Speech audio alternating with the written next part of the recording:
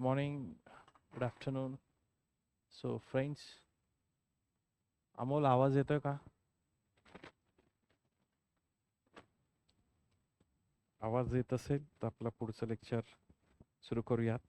So last लेक्चरमध्ये आपण या टॉपिकला सुरुवात केली होती आणि यामध्ये हा चार्ट तुम्हाला मेमोराईज करायला सांगितला होता आणि या चार्टमध्ये जे शॉर्टकट्स आहेत हे शॉर्टकट कसे यूज करायचे याबद्दल आपली डिस्कशन झालं होतं. जस्ट जाता जाता मी काही महत्त्वाचे जे शॉर्टकट आहेत ते तुम्हाला मी सांगेल. हे तुमचे पाठ असणं आवश्यक आहे. 1/8, then after 5/8, 3/8, 7/8, instead of that 1/9, 1/11 हा एक लक्षात ठेवा आणि याचे जे काही मल्टिपल्स आहेत ते. देन हा एक महत्त्वाचा आहे आपल्या दृष्टीने. So these are some important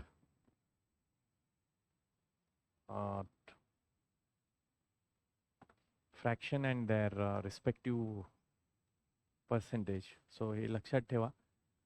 याचा वापर वेगवान उदाहरणं सोडवण्यासाठी किंवा गणितांची उत्तरं पटापट काढण्यासाठी याचा होईल. सो सुरुवात करूयात आपण. कुठपर्यंत आलतो बघा. आय थिंक हे एक्झाम्पल झालं होतं आपलं 4%. कनेक्शन जरा लास्ट लेक्चरला वीक होता. Excuse me. सो हे परत एकदा मी सोडून द्यायचा प्रयत्न करेल. ज्यावेळेस तुमचा एखाद्या पुस्तकाची किंमत 20% कमी झाली, शेकडा म्हणजे 20%, आणि शेकडा 20% खप वाढला म्हणजे त्याची विक्री वाढली, या केसमध्ये नेहमी उत्पन्न जे असतं त्या उत्पन्नामध्ये घट होते. आणि ती घट किती असणार आहे बघा, सांगतो. पर्सेंटेज घट किंवा शेकडा घट काढायची असेल तर X% ने उत्पन्न वाढलं आणि Xनेच कमी झालं, त्या केसमध्ये एवढे टक्के काय असते, घट असते. हे आपलं डायरेक्ट उत्तर आहे, शॉर्टकट आहे बघा. X किती आहे, 20 आहे. 20चा वर्ग केला भागिले 100. 20चा वर्ग आहे 400 भागिले 100. 2 शून्याला 2 शून्य जातील, 4% काय होईल, घट. सो कुठलंच मोठं कॅल्क्युलेशन इथे करायची गरज पडत नाही, आपल्याला उत्तर डायरेक्टली इथं मिळतं. दुसरं, ज्यांना हे शॉर्टकट नाही लक्षात येत त्यांच्यासाठी बघा मी थोडंसं एक्सप्लेनेशन देतो. असं समजा की 10 वस्तू आहेत किंवा 100 वस्तू आहेत. असं पकडा की 100 वस्तू आहेत. 100 10 केलेलं बरं पडेल. वस्तू आहेत 10 आणि वस्तूचा दर आहे, वस्तू आहेत 10, वस्तूचा रेट आहे 10 रुपये. सो 10 वस्तू सुरुवातीला विकल्या 10 रुपयाने 100 रुपये मिळते. सो उत्पन्न सुरुवातीला किती मिळायला पाहिजे होतं, आहे त्याच किमतीला आहे तेवढ्याच वस्तू विकल्या तर 100 रुपये मिळाले मित्रांनो. परंतु इथे असं सांगितलंय की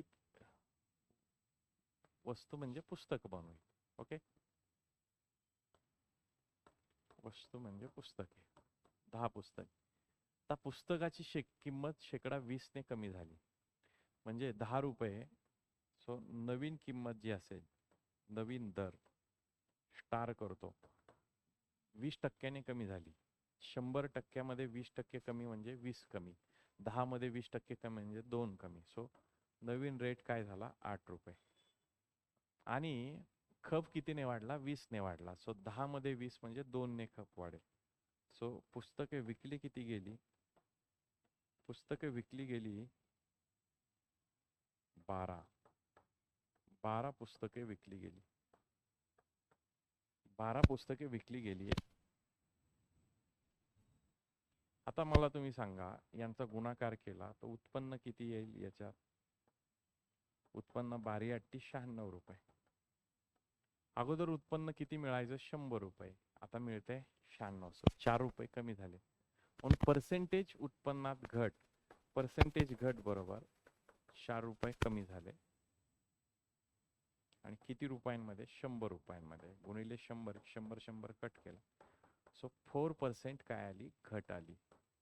समजते? सो ज्यांना कुणाला पहिली मेथड लक्षात नाही आली, सिंपल असलेली, त्यांच्यासाठी ही दुसरी मेथड मी तुम्हाला सांगितलेली आहे. सो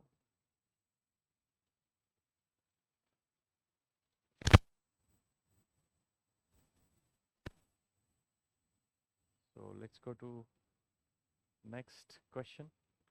चला, हा प्रश्न सोडवायचा प्रयत्न करा सगळ्यांनी.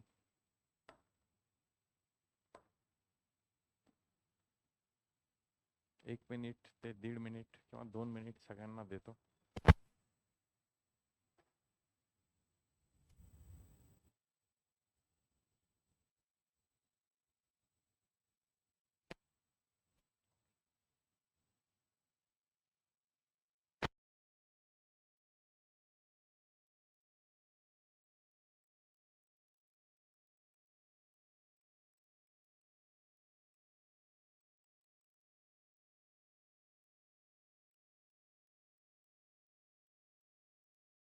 एका वस्तूच्या छापील किमतीवर 20% सूट देऊन देखील व्यापाऱ्याला 20% नफा होतो. छापील किंमत व मूळ किंमत यामध्ये 350 रुपयाचा फरक असेल. मूळ किंमत किती? वस्तूची मूळ किंमत आपल्याला फाइंड आउट करायची.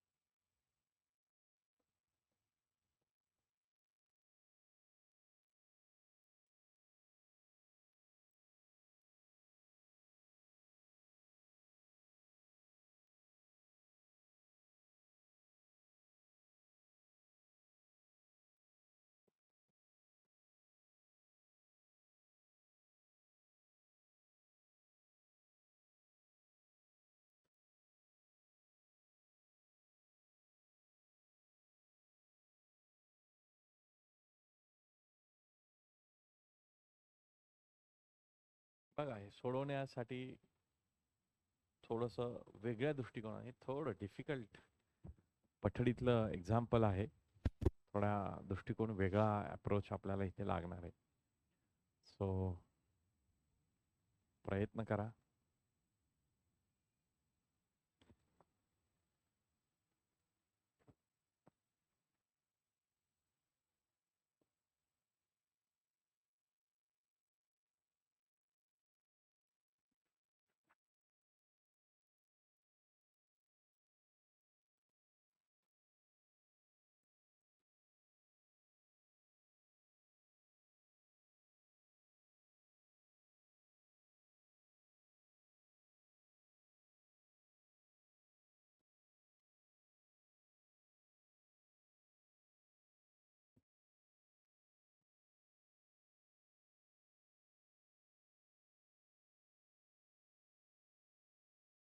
आता मूळ किंमत आपण मूळ किंमत 100% पकडूयात. 100% आहे असं आपण पकडलं. आता खरं तर व्यापाऱ्याला 20% नफा झालाय. मूळ किमतीवर 20% नफा, 20% नफा म्हणजे त्याची जी विक्री किंमत आहे, विक्री किंमत ती किती असायला पाहिजे? 120%. ओके मित्रांनो, 120%, कारण 20% नफा झालाय. ओके, आता हे 120%ला कधी देतोय तो? छापील किमतीवर 20% सूट देऊ. छापील किमतीवरती 20% सूट देऊ. तर छापील किंमत आता छापील किंमत नव्यानं जर ती 100 पकडली, 100% पकडली आपण, बघा वेगळ्या अँगलला, आणि याच्यावर किती टक्के सूट दिली? 20% सूट, म्हणजे ती खरं 80% होईल. आणि ही 80% किंमत म्हणजे आपण ह्याला टक्के म्हणण्याऐवजी ह्याला काय करू, 100 रुपये पकडू टेम्पररी. ही किती होईल, विक्री किंमत 120. आता ही 80% जी असणार आहे ती काय असणार आहे, तुमची विक्री किंमत असते. हे एक्झाम्पल थोडं रिपीट करू, टेक्निकल काहीतरी इश्यू होता. इथे बघा, आता 2 विषय दिलेले आहेत. 2 विषय, यामध्ये एक इंग्रजी आणि एक गणित आहे. पण सुरुवातीचा जो दिलेला 75% आणि 70% हा जो डेटा आहे, हा दिलेला उत्तीर्ण विद्यार्थी म्हणून दिलाय. आणि नंतरचा जो दिलाय 15% विद्यार्थी अनुत्तीर्ण झालाय. सो डेटा हा एका युनिटमध्ये नाहीये, एक पास आहे, एक नापास आहे. म्हणून मग हा टेबल आपण काढला. जर इंग्रजी विषयात 75% विद्यार्थी पास होत असतील तर ऑब्व्हियसली नापास होणाऱ्या विद्यार्थ्यांची टक्केवारी काय असेल, 25%. आणि गणितात 70% विद्यार्थी उत्तीर्ण किंवा पास होत असतील तर नापास होणाऱ्या विद्यार्थ्यांची टक्केवारी 30% असेल. सो वेन डायग्राम काढताना आता नापास विद्यार्थ्यांची वेन डायग्राम आपण या पद्धतीने काढू. आता तुम्ही मला सांगा, हे 15% विद्यार्थी दोन्ही विषयात नापास झालेले आहेत. दोन्ही विषयात नापास झालेले विद्यार्थी. आता इंग्रजीमध्ये नापास झालेल्या विद्यार्थ्यांची टक्केवारी आहे 25%. आणि गणितात नापास झालेल्या विद्यार्थ्यांची टक्केवारी आहे 30%. आता मला मित्रांनो सांगा, जर इंग्रजी हा संपूर्णपणे हा सर्कल असेल, त्यातले 25% हा संपूर्ण सर्कल असेल, त्यातले 15 इथे आहेत, तर शिल्लक किती राहिले, 25 पैकी 10%. सो हे 10% इथे बसतील, हे दोन्ही मिळून 25% यायला पाहिजे. आणि गणितात हे टोटल सर्कल 30चा असेल, 15 इथे असेल, तर राहिलेले किती झाले, 15%. सो हे 15 फक्त गणितात नापास झाले, हे 10 फक्त इंग्रजीत नापास झाले, आणि हे जे 15% मधले ते दोन्ही विषयात नापास झालेल्या विद्यार्थ्यांची संख्या. सो एकूण नापास विद्यार्थी काढले आपण, एकूण नापास विद्यार्थ्यांची टक्केवारी हे 15 अधिक 15 30 आणि 10 40. सो नापास विद्यार्थ्यांची टक्के आहे, एकूण नापास विद्यार्थी काढले तर ते आले 40%.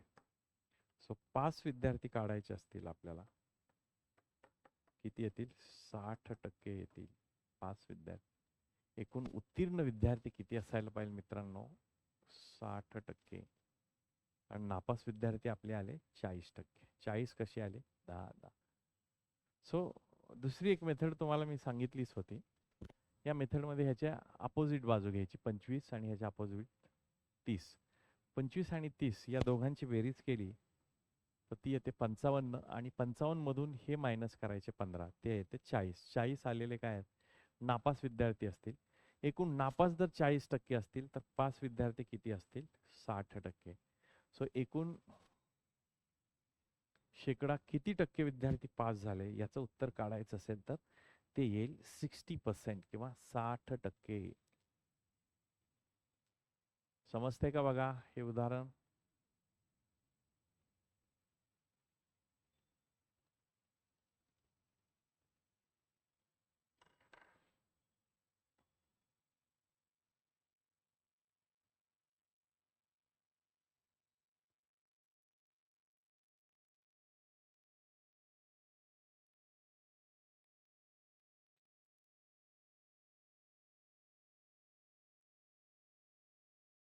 Okay, all right. सो या पद्धतीने आपण हे एक्झाम्पल सॉल्व केलेले आहे. सो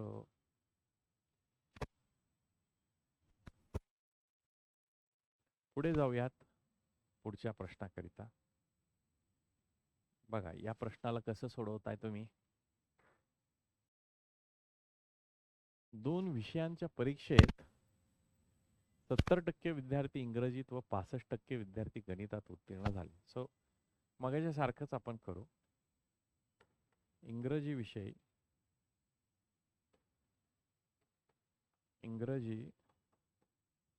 आणि इकडं गणित. आता मला सांगा मित्रांनो, इथं जर उत्तीर्ण म्हणजे पास, अनुत्तीर्ण म्हणजे नापास. पास विद्यार्थ्यांची टक्केवारी किती दिली आहे? इंग्रजीत 70% विद्यार्थी पास आहेत. नापास किती असतील मित्रांनो? ऑब्विसली 30% विद्यार्थी नापास असतील. 65% विद्यार्थी गणितात उत्तीर्ण आहेत. 35% विद्यार्थी गणितात काय असतील? अनुत्तीर्ण. सो ही गोष्ट तुम्ही लक्षात ठेवा. आणि 25% दोन्ही विषयात नापास झाले. सो इथे आपण काय करूया, वेन डायग्राम करू. वेन डायग्राम मध्ये 25% विद्यार्थी दोन्ही विषयात नापास आहे. इंग्रजीत नापास असणाऱ्या विद्यार्थ्यांची संख्या तुम्हाला मिळाली, ती आहे 30%. 30 पैकी 25 इथे आहेत, तर 5% इथे असतील. इंग्रजीत नापास असणारे किती आहेत? गणितात नापास असणारे 35%. 35 पैकी 25 इथे आहेत, शिल्लक असतील 10%. सो एकूण नापास विद्यार्थी काढले, एकूण नापास विद्यार्थी हे 25 आणि 5, 30 आणि 10, 40. 40%. 40% विद्यार्थी नापास आहेत. तर पास विद्यार्थी एकूण किती असतील? 5 विद्यार्थी दोन्ही विषयात ऑब्विसली. हे सिंगलमध्ये, हे सिंगलमध्ये, हे डबलमध्ये. सो शिल्लक राहिलेले दोन्ही विषयात पास झाले, ते किती असतील? 60%. सो उत्तीर्ण विद्यार्थी जे आहेत त्यांची टक्केवारी काढली आपण 60%. सो परीक्षेला बसलेल्या विद्यार्थ्यांची संख्या काढायची. सो 60% विद्यार्थी पास आहेत आणि त्यांची संख्या किती दिली?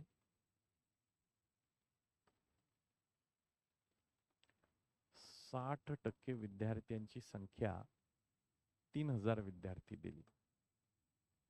तर परीक्षेला बसलेले 100% ते किती आहेत? एक्स. तिरकस गुणाकार करू. शून्याला 6 पंचे 30, 50 गुणिले 100. परीक्षेला बसलेले विद्यार्थ्यांची संख्या आली 5000 मित्रांनो. 5000. ऑप्शन नंबर 2 किंवा 3 पैकी एक कुठला तरी. इकडे तिकडे ऑप्शन्स मध्ये करेक्शन आहेत थोडेसे, ते करेक्शन करून घ्या. परीक्षेला बसलेल्या विद्यार्थ्यांची संख्या जी टक्केवारी 5000.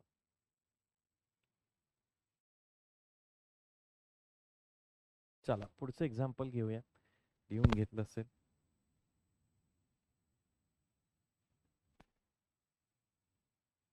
एका शहराची किंवा नगरची लोकसंख्या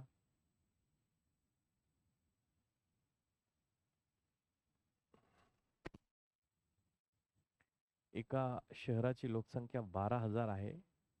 जर ती दरवर्षी शेकडा 10% वाढते, 3 वर्षानंतर त्या शहराची लोकसंख्या किती असेल? बघा, या एक्झाम्पलला सोडवण्याकरिता सोपी मेथड इथं सरळ बरेचसे चक्रवाढ व्याजाचा फॉर्म्युला वापरायचा प्रयत्न करतात, पण त्यापेक्षा सिंपल मेथड मी तुम्हाला सजेस्ट करेन.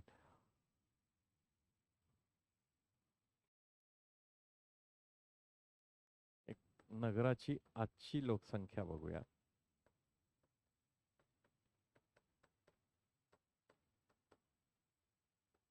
ती आहे 12,000.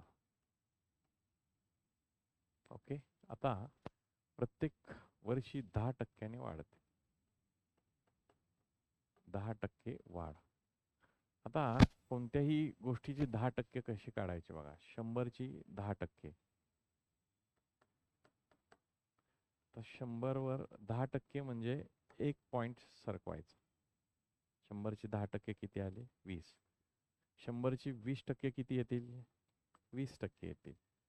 ओके. 100ची 5% काढायची. 5% काढत असताना तुम्ही कसं करणार? 10% काढा, एक शून्य इकडे सरकवा आणि त्याचे हाफ करा. याचे हाफ किती? 5. ओके. तसं 100ची आपल्याला 1% काढायचे. 10% किती येतं? 10. 100चं 1% किती येईल? 1% म्हणजे 1, 2 शून्य इकडे सरकवायचे. 1% किती येईल? 1. सो या पद्धतीने आपल्याला कुठल्याही ह्याची टक्केवारी ऍडजस्ट करता येते. सो 10% म्हणजे 1 शून्य इकडे सरकवा. किती शून्य? 1 वर 1. सो एक शून्य म्हणजे 1200.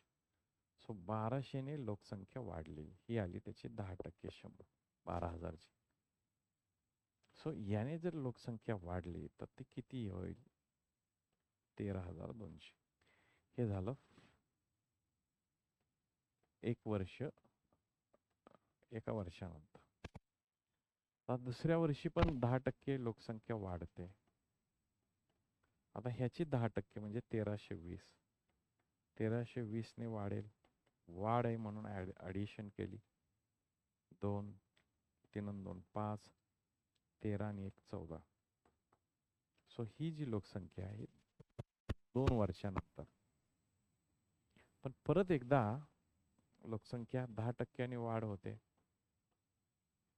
आता ह्याची 10% म्हणजे एक शून्य इकडे सरकवा, एक दशांश चिन्ह इकडे सरकवा. सो 1452 ने लोकसंख्या वाढेल. 5 आणि 2 7, 5 आणि 4 9, 14 आणि 1 15. सो तिसऱ्या वर्षी लोकसंख्या किती असेल? 15,972. 15,972. लक्षात ठेवा, ऑप्शन्स क्लोज आहेत. 772 वगैरे किंवा 792 करू नका. 15,972 अशी ती लोकसंख्या किती वर्षानंतर असेल मित्रांनो? ही 3 वर्षानंतर असेल. वाढ जी आहे ती वाढ 3 वर्षानंतर एवढी वाढ असेल.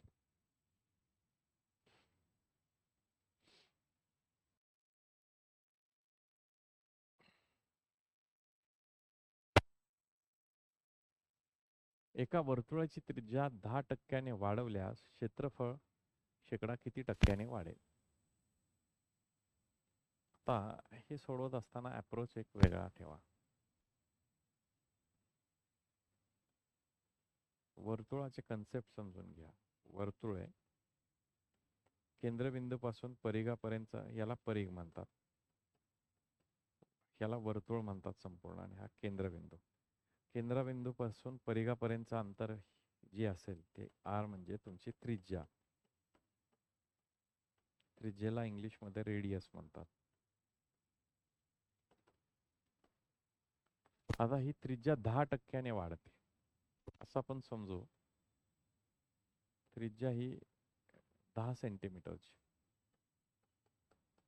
10 सेंटीमीटर. आता ही 10% वाढ झाली. 10% वाढ म्हणजे एक पॉइंट इकडे सरकवला 10 सेंटीमीटर मध्ये, ती 1 सेंटीमीटर होईल. म्हणजे 1 सेमी वाढली. किती झाले? 11 सेमी. 11 सेमी ही आर डॅश नवीन त्रिज्या झाली. आता क्षेत्रफळ कसं काढतात? जुनं क्षेत्रफळ बघा. क्षेत्रफळाचा फॉर्म्युला पाय आर स्क्वेअर. पाय गुणिले आरचा वर्ग. म्हणून जुने क्षेत्रफळ काढलं आपण जणू 22/7 गुणिले आर किती आहे? 10. सो 10 किंवा असंच ठेवा ना, काय बदललं? 10चा वर्ग म्हणजे 100 पाय आले. जुने क्षेत्रफळ 100 पाय आले. आता नवीन क्षेत्रफळ किती? नवीन आर किती झाले? नवे क्षेत्रफळ काढूयात आपण. नवे क्षेत्रफळ आले 11 वर्ग पाय. 121 पाय आले. नवीन क्षेत्रफळ 121 पाय आले. ओके. आता ते काय बोलतात की शेकडा कितीने क्षेत्रफळ वाढले? अगोदर किती होते? 100 पाय. म्हणून क्षेत्रफळातली वाढ, म्हणून क्षेत्रफळातील शेकडा वाढ 121 मधून 100 वजा केले भागिले 100 पाय ठेवले गुणिले 100. हे आलं 21 पाय भागिले 100 पाय गुणिले 100. पायला पाय कॅन्सल, 100ला 100. सो 21% वाढ होईल. किती टक्क्याने वाढ होईल? 21%. सो या प्रश्नाचं उत्तर मित्रांनो 21% असेल. या प्रश्नाचं उत्तर किती असेल? 21% हे उत्तर असायला पाहिजे.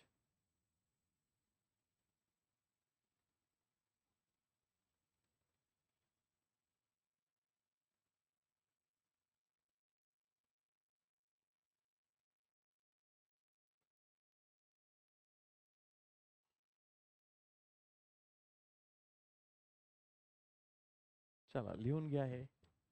बघा आता ह्याचा एक चार्ट तुम्ही करू शकता. चार्ट प्रिपेअर करू शकता. 10%ची वाढ. पुढे जाऊन जर हे 20%ने वाढलं, 30%ने वाढलं, तर रेडीमेड उत्तर तयार करून ठेवायची. म्हणजे आपला RRD प्रिपेअर होऊन जातो. जर RRD आपले स्ट्रॉंग असतील, रेडीमेड असतील, याचा फायदा डेफिनेटली येणाऱ्या परीक्षेमध्ये आपल्याला करून घेता येतो.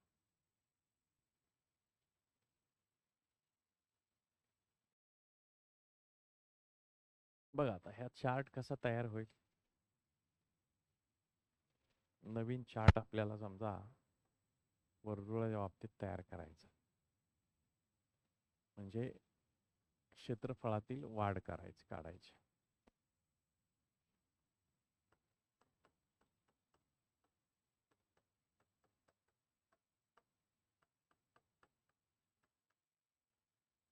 असे प्रश्न राहतात.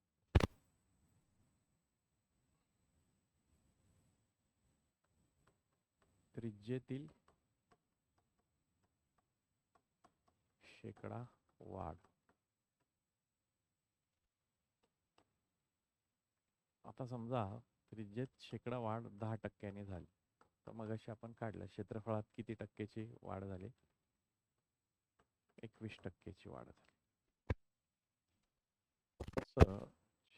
ह्याच्यामध्ये जर आपण 20% केलं, 20% वाढ केली क्षेत्रफळात त्रिज्येमध्ये, तर 20% ज्यावेळेस होतं, 10 जर त्रिज्या असेल त्याची 20% केली तर ते किती होईल?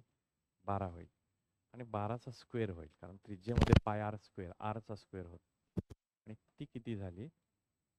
144. सो 144 वजा 100, 44 शिल्लक राहील. सो 44%नी वाढ.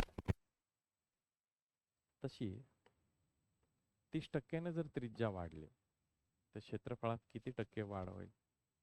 30 म्हणजे 10चा 30% काढलं तर 3 आला. 10 अधिक 3 13. 13चा वर्ग केला 169. सो क्षेत्रफळात जी वाढ असेल ती 69% असेल. या पद्धतीने आपल्याला काढता येतं. खायला आता 2 पर्यंत सुट्टी नाही. हे आपले बोलणं कट करून टाक मग.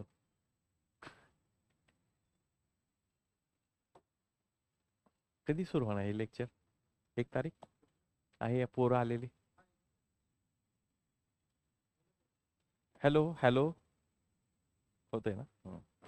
सो मित्रांनो, हा जो टेबल मी दिलेला आहे, वर्तुळातील त्रिज्येची वाढ जी आहे 10%, 20%, 30%, 40% अशा स्वरूपाची ती वाढ दिली आणि त्यांच्या रिस्पेक्टिव्ह क्षेत्रफळातली वाढ.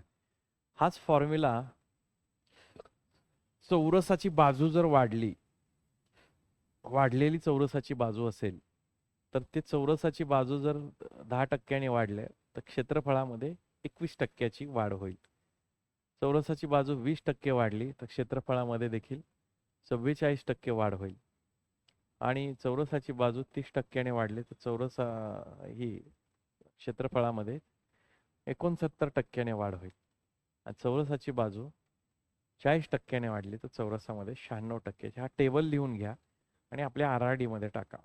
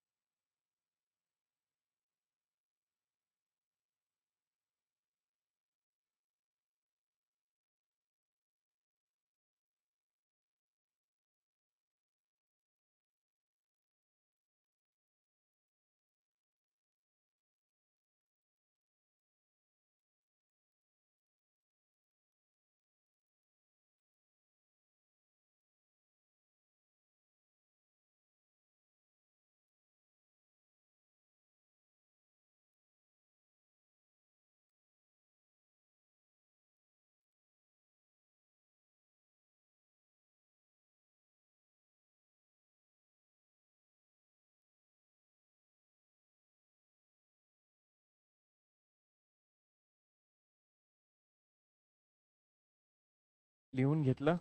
पुढचं एक्झाम्पल आणि पुढचा टेबल आपण नंतर लिहून घेऊया.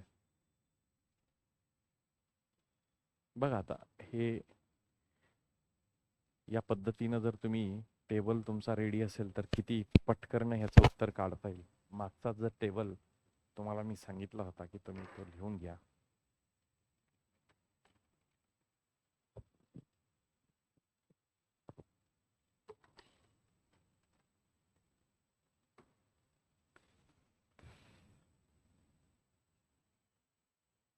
बघा एका चौरसाची बाजू 20% वाढवली तर क्षेत्रफळामध्ये किती टक्क्याचा फरक पडेल. 10 जर चौरसाची बाजू असेल तर चौरसाचं क्षेत्रफळ होईल 100. आणि ही जर बाजू वाढवली 20%, 10चे 20% होतात 2. 2 म्हणजे झाले 10 अधिक 2 12. 12चा वर्ग केला चौरसाचे क्षेत्रफळ बाजूचा वर्ग 144. जुनं क्षेत्रफळ 100, नवीन झालेलं 144. फरक आहे 44. सो शेकडा वाढ जी झाली आहे 100 मध्ये 44 म्हणजे शेकडा 44.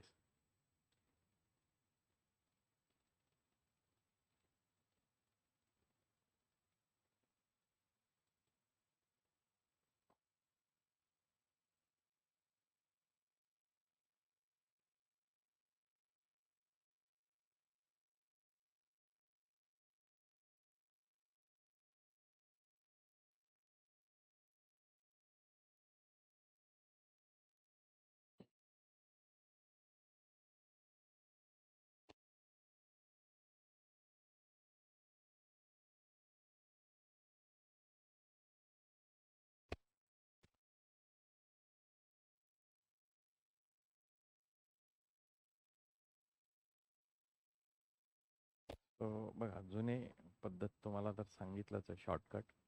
त्याचं डायरेक्ट उत्तर 44% करू शकता. जर सॉल्व करून हवं असेल तर या पद्धतीने करता येईल. चौरस समजून घ्या. चौरसामध्ये वर्तुळ जसं काढलं तसं चौरस.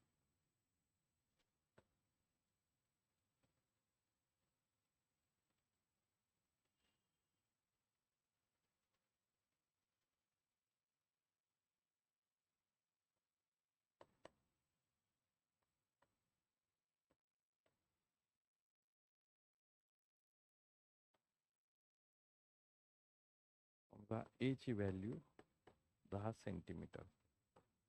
सो चौरसाचे क्षेत्रफळ किती होईल.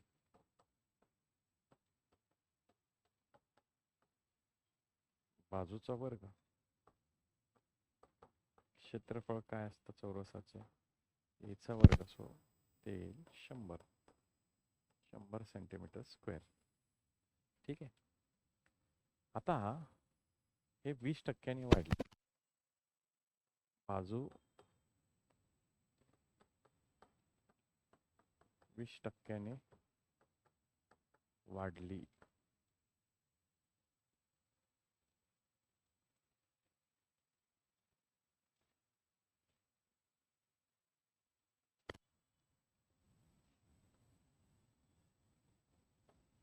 दहा सेंटीमीटर आहे ती बाजू झाली 12 सेंटीमीटर.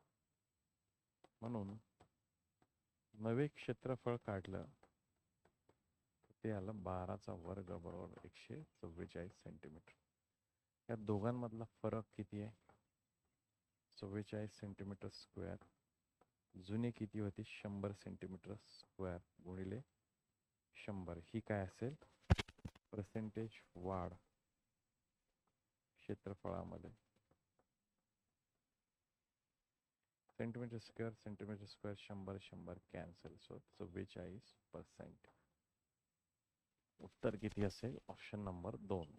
ऑप्शन नंबर 2 हे तुमचं उत्तर. या मेथडने आपण काढलं. सो बोथ दी मेथड्स आहेत.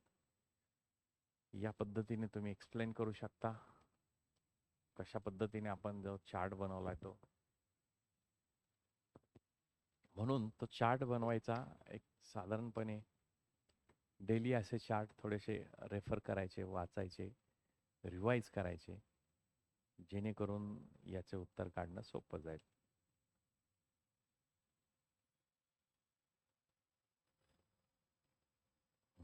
Just check my PP.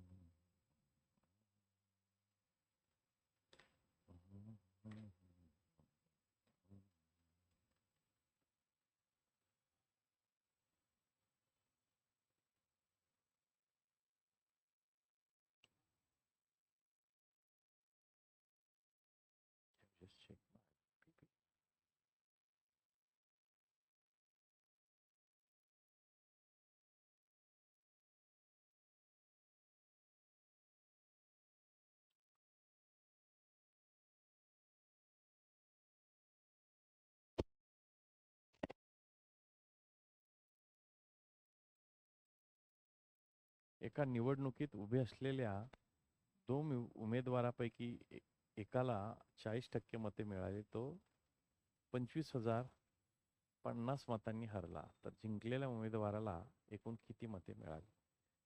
चला, हा एक पर्सेंटेजवरचा अप्लाइड क्वेश्चन आहे, जो की अतिशय महत्त्वाचा प्रश्न वाटतो.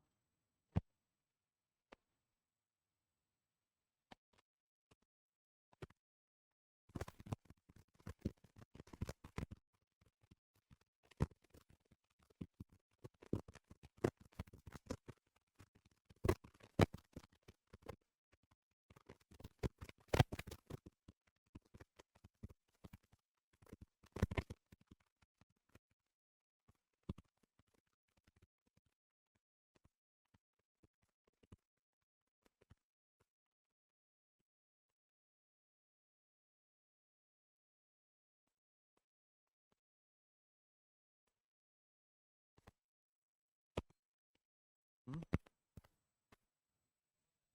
कशामुळे? बघा बरं, दाखवा आवाज. Hello, hello, hello. चालू आहे की? हॅलो. की आतमध्ये होतं का? हॅलो. आता हे ठेवायचं कुठं मग? खिशात नाही का? असं? बरं. बरं, झालं का? एक्झाम्पल सांगा. अजून 30 सेकंद आहेत बघा.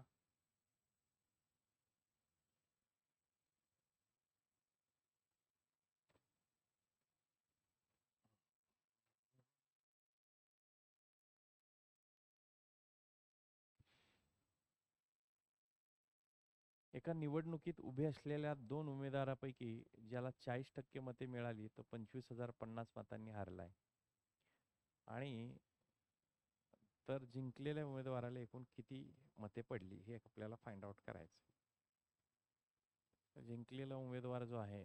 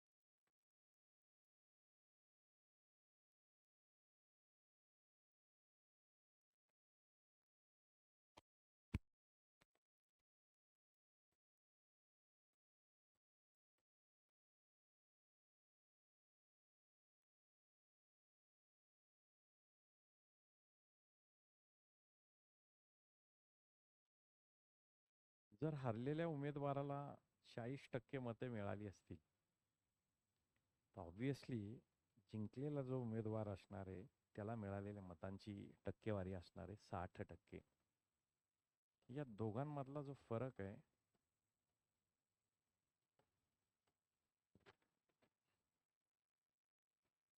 या दोघांच्या टक्केवारीतला फरक आहे 20%. 20% फरक या दोघांच्या मतांमधला फरक दाखवणार. आणि तो काय असणार आहे, जो हरलेला उमेदवार किती मतांनी हारलाय तो टक्केवारीतला फरक आपल्याला इथे दिसेल. आणि तो दिलाय 25,025. सो इक्वेशन क्लिअर झालं. 20% मतांची संख्या 25,025 आहे. तर जिंकलेल्या उमेदवाराची टक्केवारी आहे 60. तर हे 60% किती येईल? तिरकस गुणाकार करा. याला 20 चे 60 करायला 3 ने गुणावे लागतात. यालाही 3 ने गुणूयात. 25 त्रिक 75 आणि 25 त्रिक 75. सो जिंकलेल्या उमेदवारांच्या मिळालेल्या मतांची संख्या, उमेदवार मते, ती असतील 75,075.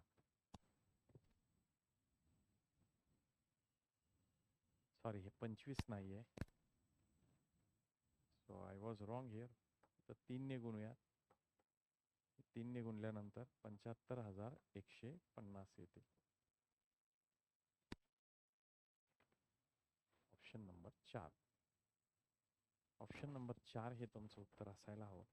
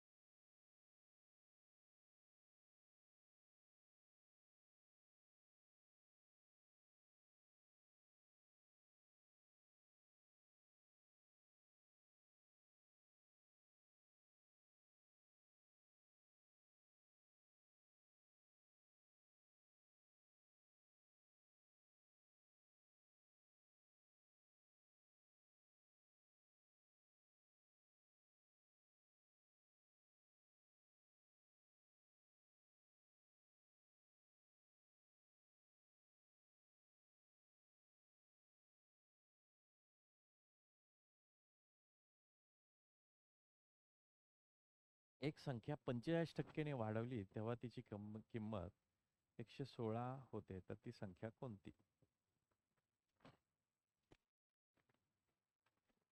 या पद्धतीचे जे प्रश्न अतिशय सोपे प्रश्न असतात. मूळ ती जर संख्या बघितली आपण,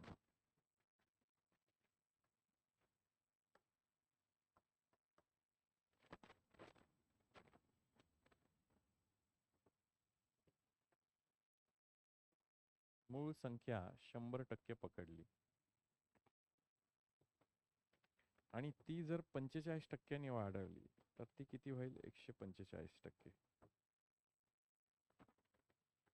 त्यावेळेस तिची संख्या, तिची किंमत जी आहे ती 116 होते.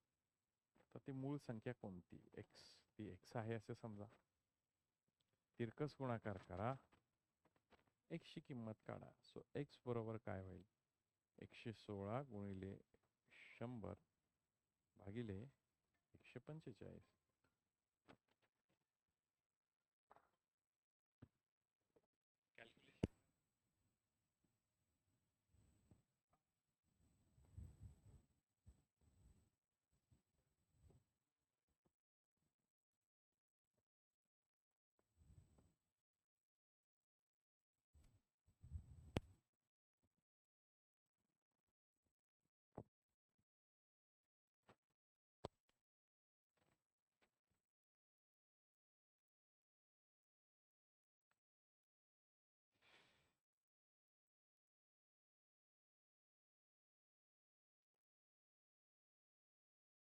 आता 5ने भाग जातोय का बघू. 5ने भाग दिला, 20 100. इथं 5ने भाग दिला, 5 1 5, 5 2 10, 5 9 45.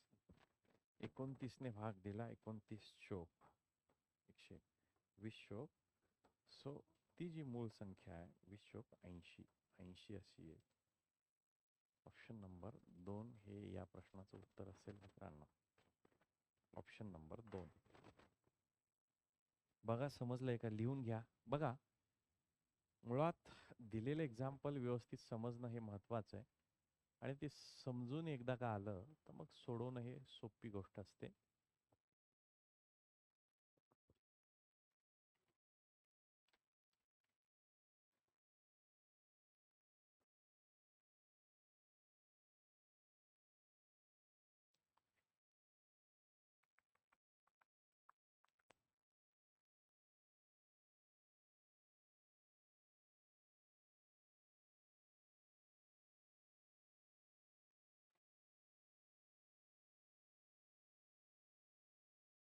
समजलंय ना एक्झाम्पल? ऑप्शन नंबर 2 हे या प्रश्नाचं उत्तर आहे मित्रांनो.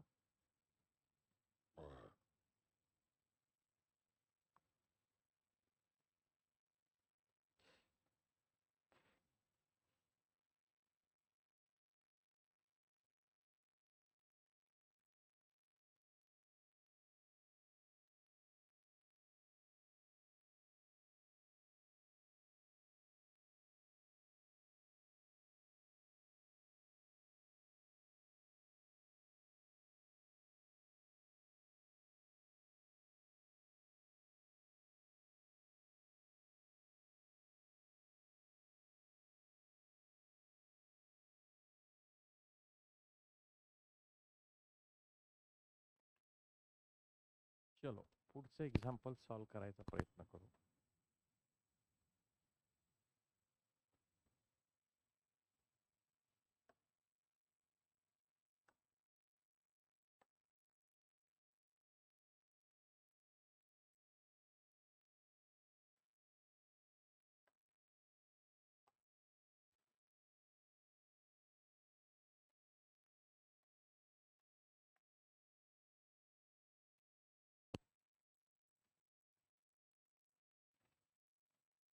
अतिशय सोपं एक्झाम्पल आहे. हे पर्सेंटेज तुम्हाला लक्षात यायला हवे. या अनुषंगानं बघा, या प्रश्नाकडे वाचायचा प्रयत्न करा, काय लिहिलंय काय नाही.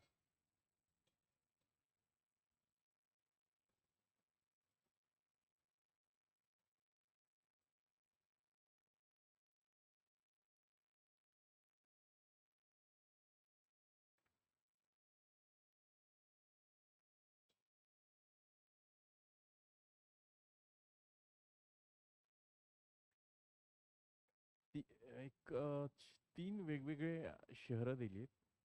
ए शहरामध्ये 52,000 लोक आहेत. बी शहरामध्ये 48,000 लोक आहेत. आणि सी शहरामध्ये 50,000 लोक आहेत. ओके. तर असं सांगतायत ते की शहर ए मध्ये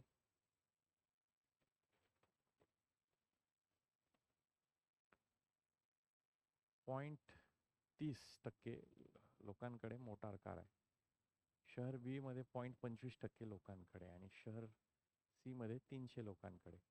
तर खालील कोणत्या सांकेतिक चिन्हाने त्यांचे संबंध दर्शवता येईल? सगळ्यात जास्त कुठे, त्यानंतर आणि सगळ्यात कमी कुठे, अशा अर्थाने ते सांकेतिक अर्थ जे आहेत त्याचे त्या अनुषंगाने मांडणी करायची आणि कुठली मांडणी बरोबर आहे हे फाइंड आउट करायचे.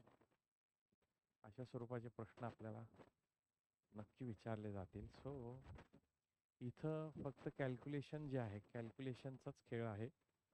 तुम्ही कशा पद्धतीने कॅल्क्युलेशन, आता तुम्हाला मी शिकवलं होतं 10%, 1% कसं काढायचं, 0.30% कसं काढायचं.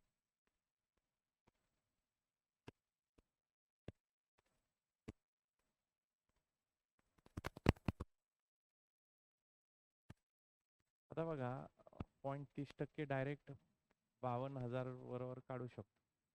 0.30% टक्के म्हणजे भागिले 100.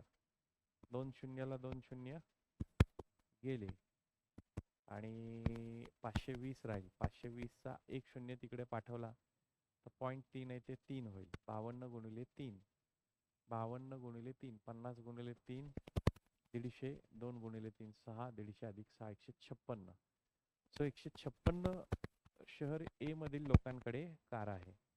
बीचंही तसंच काढता येईल. बीचं मला सांगा, बीचं जर काढलं तर 1% लोकसंख्या काढली तर 480 झाली. तर त्याच्या 1/4 पट, 1/4 म्हणजे 480 भागिले 4 केलं तर 120 आली. तर 120 लोक बी शहरातली अशी आहेत की त्यांच्याकडे कार आहे. सी शहराचं सगळ्यात जास्त कार सी शहरातील लोकांकडे आहे. त्यानंतर ए शहरातील लोक आणि नंतर सगळ्यात शेवटी बी. ऑप्शन 2 तुमचा असायला पाहिजे माझ्या मते.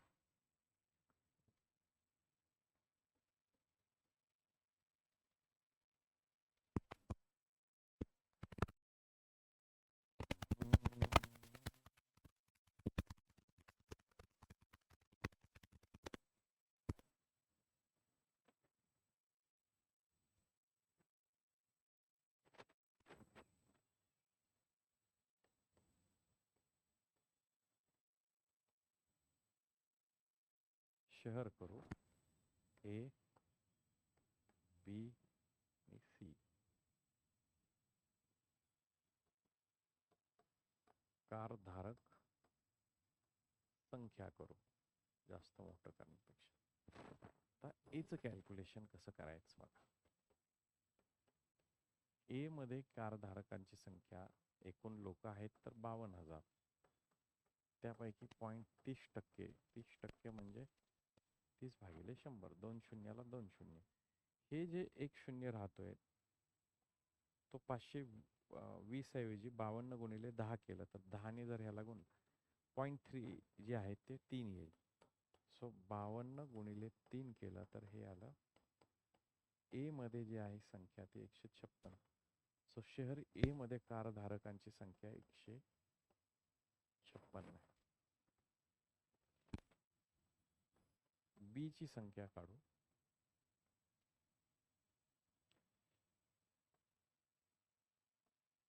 $48,000 0.25 गुणिले 100. 2 शून्याला 2 शून्य.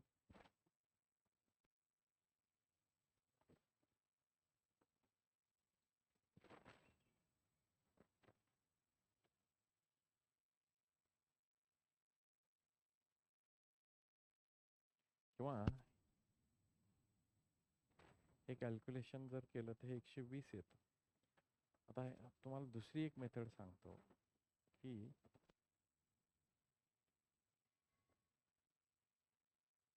480 चे 0.25.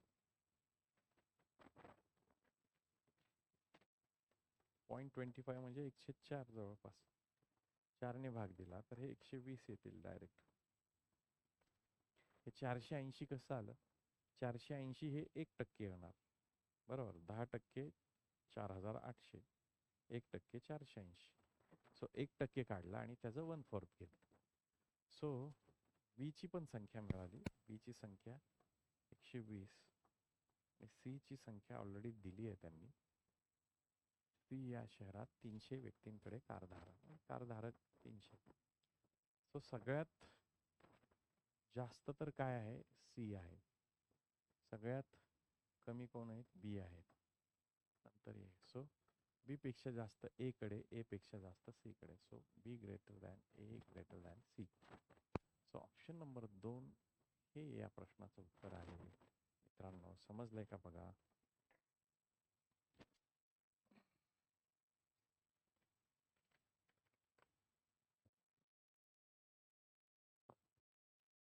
सो प्रत्यक्षात बघताना हे एक्झाम्पल आपल्याला असं वाटतं हे फार अवघड आहे, परंतु प्रॉपर वाचलं, समजून घेतलं तर हे सोडवणं फार सोपं आहे आणि कमी वेळात सोडवता येणं शक्य आहे.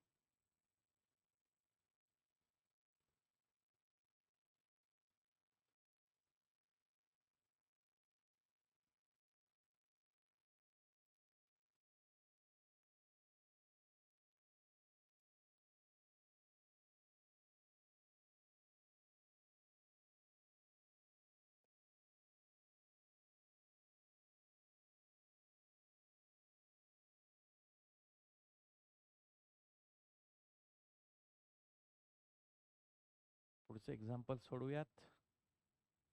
Let's go to next question friends.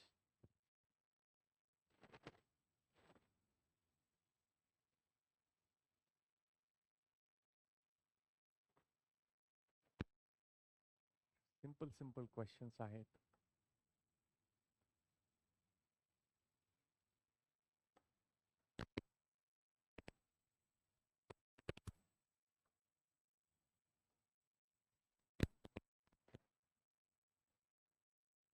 So try to solve this question. काय उत्तर येते सांगा.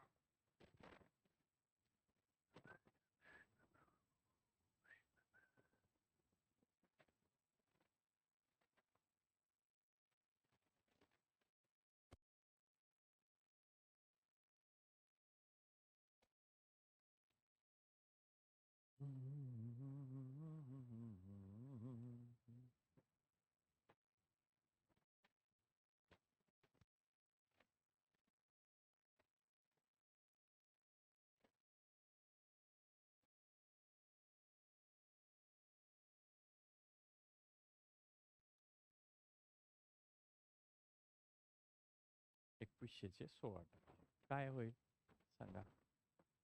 So simple.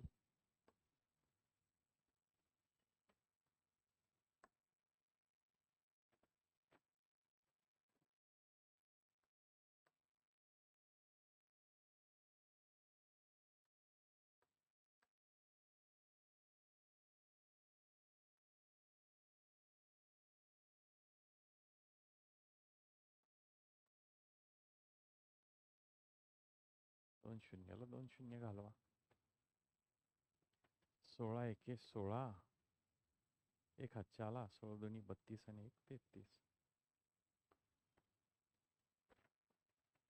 336.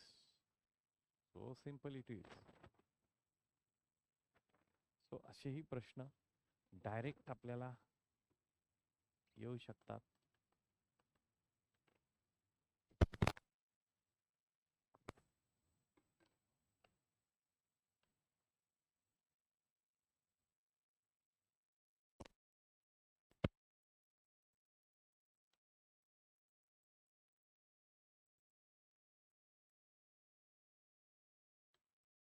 समजले. पुढचं एक्झाम्पल बघूयात. Let's go to next question.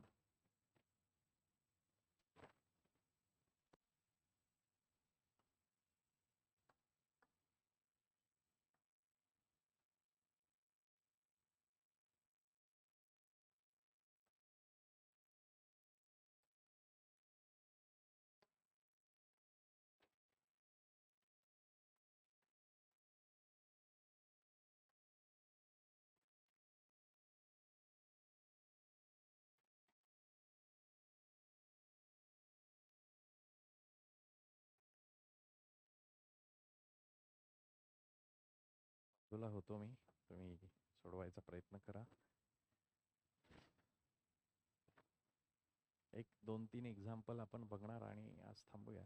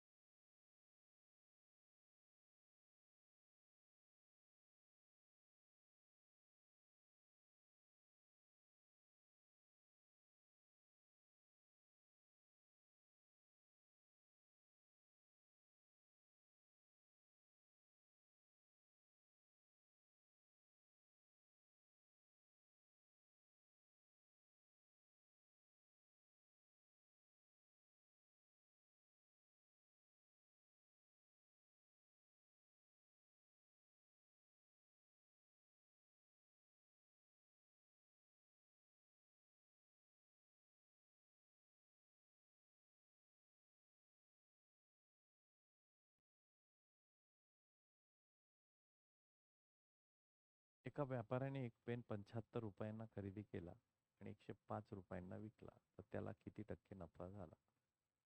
Simple आहे.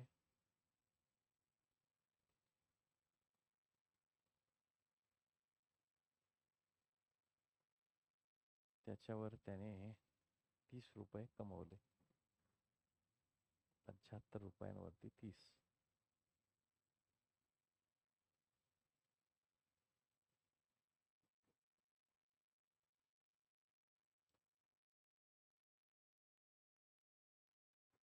पंधरा दुनी 25 × 75.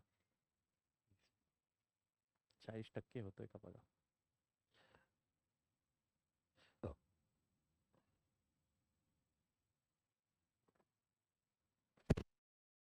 दोन मेथड आपण या प्रश्नासाठी शिकूयात.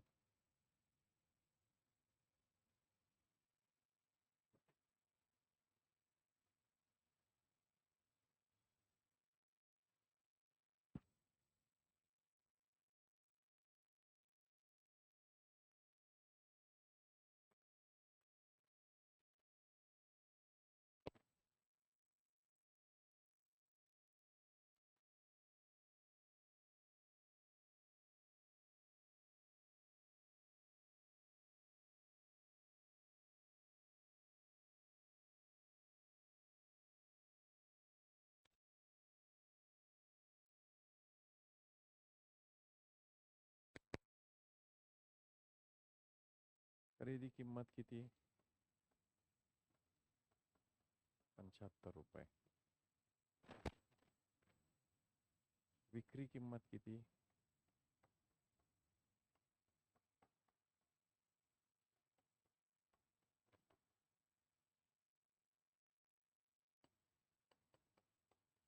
105. नफा किती कमवलाय?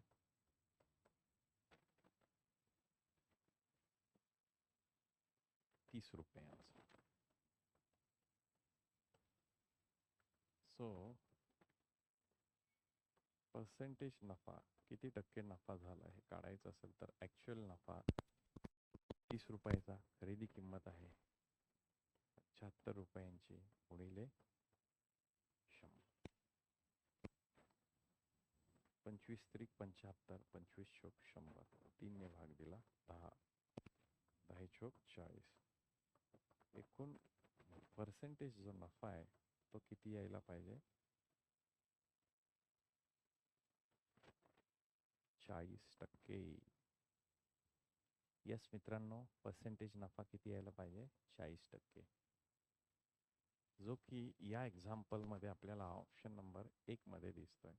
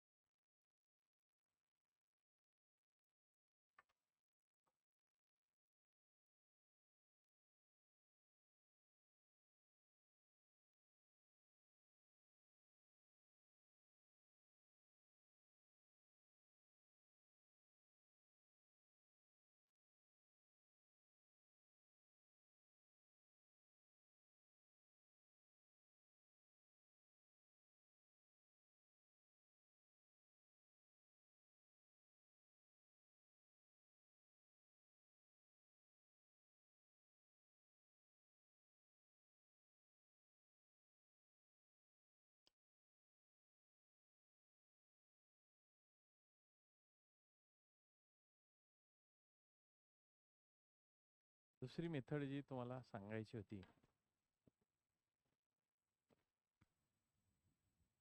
दुसऱ्या मेथडमध्ये त्याची जी खरेदी किंमत आहे 75 रुपये, याचे 10% काढले ते आले 7.5 रुपये. आता या दोघातला फरक तर काढलाय 30, याला कितीने गुणल्यावर? याला 4ने गुणलं, याला हे 4ने गुणा, 10 गुणा, पर्सेंटेज नफा तुमचा येईल 40%. सो ही एक दुसरी मेथड आहे. या दुसऱ्या मेथडने आपल्याला या पद्धतीने काढता येतं.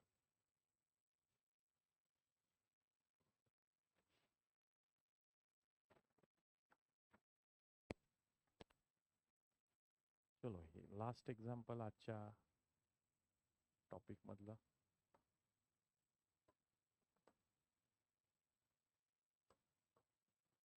तुम्हाला वेळ दिला जाईल 1, 2 ते 3 मिनिटाचा सोडवण्याकरिता.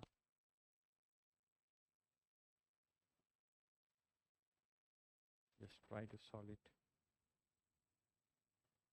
अशा स्वरूपाचं एक एक्झाम्पल ऑलरेडी आपण सोडवलेलं आहे.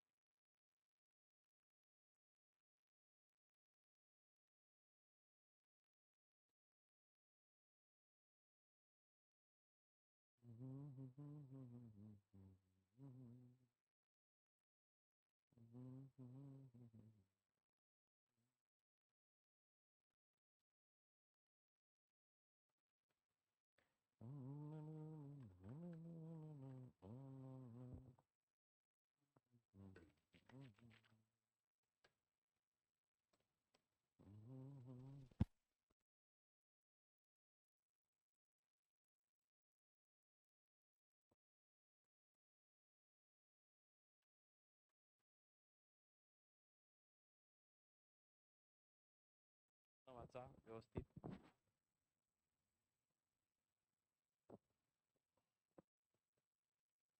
एका परीक्षेत 70% विद्यार्थी इंग्रजीत उत्तीर्ण झाले, 75% विद्यार्थी गणितात उत्तीर्ण झाले, 25% विद्यार्थी दोन्ही विषयात अनुत्तीर्ण झाले, 3000 विद्यार्थी दोन्ही विषयात उत्तीर्ण झाले, तर एकूण किती विद्यार्थ्यांनी परीक्षा दिली? उत्तर 5000 येईल. सोडवले बघा याचा, आणि हे प्रश्न विचारला गेला वेगवेगळ्या परीक्षेमध्ये. बघू किती जण सोडवत आहेत. तुमच्याकडे अजून एक अर्धा मिनिट देतो.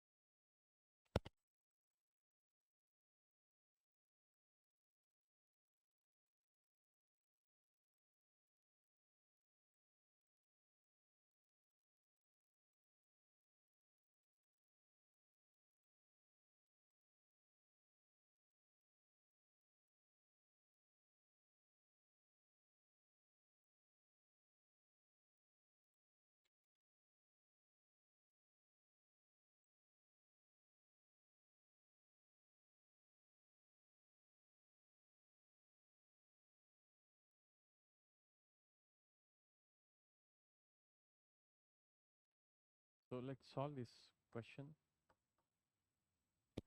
Find the answer.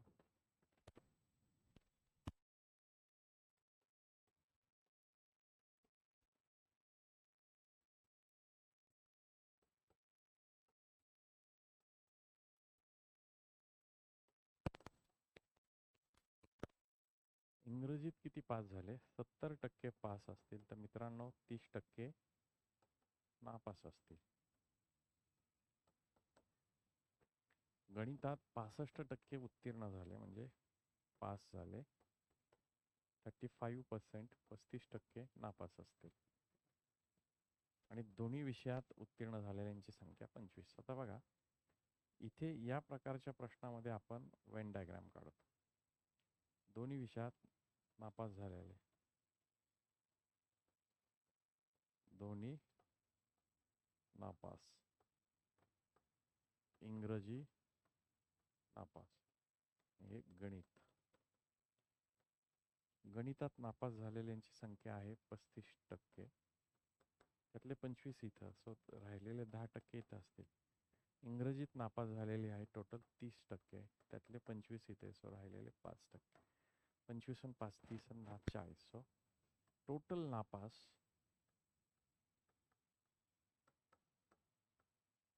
एकूण नापास किती आले? 40%. सो पास विद्यार्थ्यांची टक्केवारी 60% येईल मित्रांनो. किती येईल? 5 विद्यार्थ्यांची टक्केवारी किती येईल? 60. पेनचा कलर आपोआपच बदलला गेलेला आहे. 60%.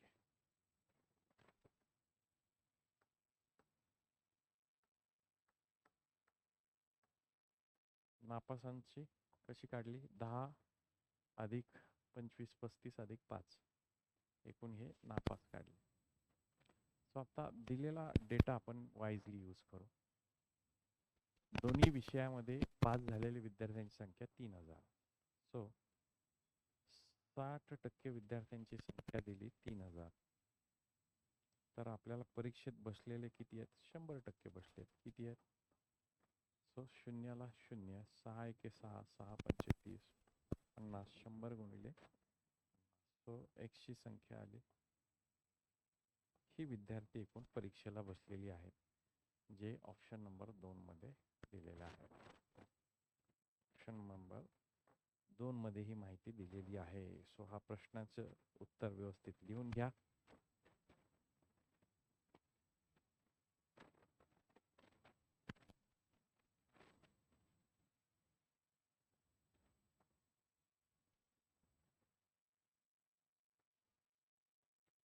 पुढचा एक प्रश्न मी तुम्हाला होमवर्कसाठी देतो. हा समजलाय का बघा? व्यवस्थित समजला असेल. अतिशय महत्त्वाचा प्रश्न आहे. कोणत्याही परीक्षेमध्ये विचारला जाऊ शकतो.